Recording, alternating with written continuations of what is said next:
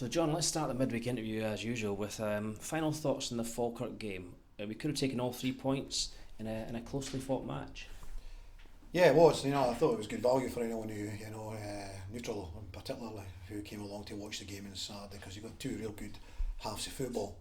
Obviously, Falkirk a better team in the first half and ourselves taking over in the second half. So there was actually two very good halves. Not so good for our own fans in the first half, but certainly going away for the ground much happier in the end.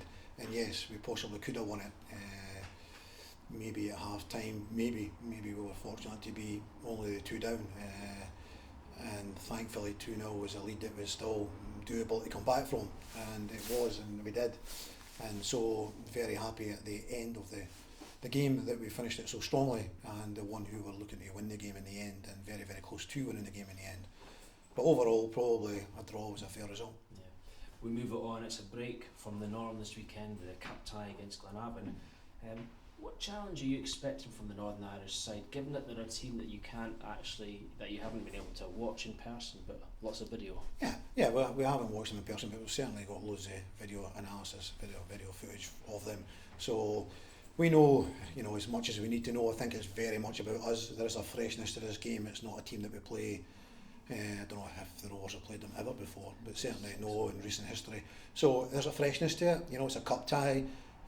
The league is put on the back burner for the meantime, so it's an opportunity to pit your wits against a very unfamiliar opposition.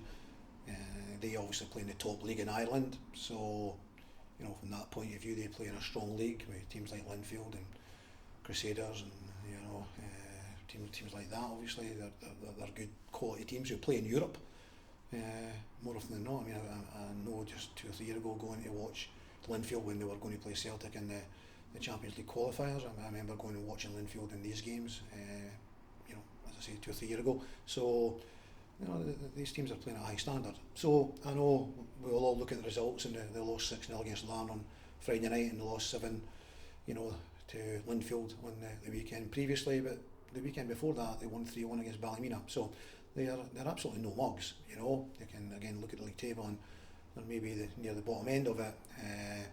So all these things would possibly put us in a false sense of security. We'll have to go and play well. There's absolutely no doubt about that. And you have to respect your opposition. If you don't, you'll end up with egg on your chin. So we must respect them. We must go out and play our football and play with the intensity that we can do and produce the form that has us at the top of the table. And we can't ignore the fact that they came to Scotland and beat Formartine 3-0 as well, albeit Highland League opposition, but not to be sniffed at. No, not at all. No. I think if we were going up in a Scottish Cup tie and winning 3-0 up at Formartine, we'd be delighted. Because it wouldn't be easy. So they've travelled to Formartine and gone and won the game. In their league away from home, I think they've had 5 straight defeats. So there's aspects that we try to take advantage of, is the fact that they have lost a few goals recently. It's up to us to try and, the first goal in every game's important. If we can get the first goal and really start to control the game, then hopefully we can go on to, win the game.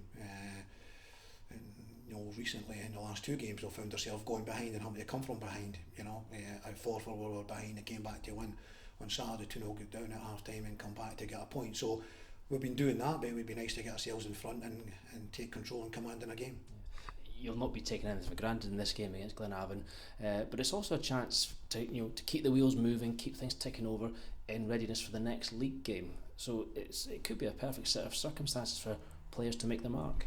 Yeah, definitely. Yeah, we will freshen it up slightly. Not a lot. We don't have loads of room for manoeuvrement, but we do have a little bit of room for putting 1 or 2 players in. So I'm going to take that opportunity.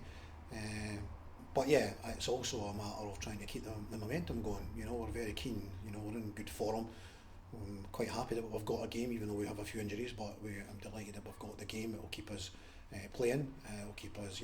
Sometimes if you miss a game, you go back and you think we're a wee bit rusty and all the rest of it. But you can sometimes put a bounce game in between, but they're never the same as a competitive game. And we're going to get a competitive game. We're going to get a game against opposition we don't know an awful lot about, which will bring its own little bit of uncertainty into it. But it'll keep all the players on their toes.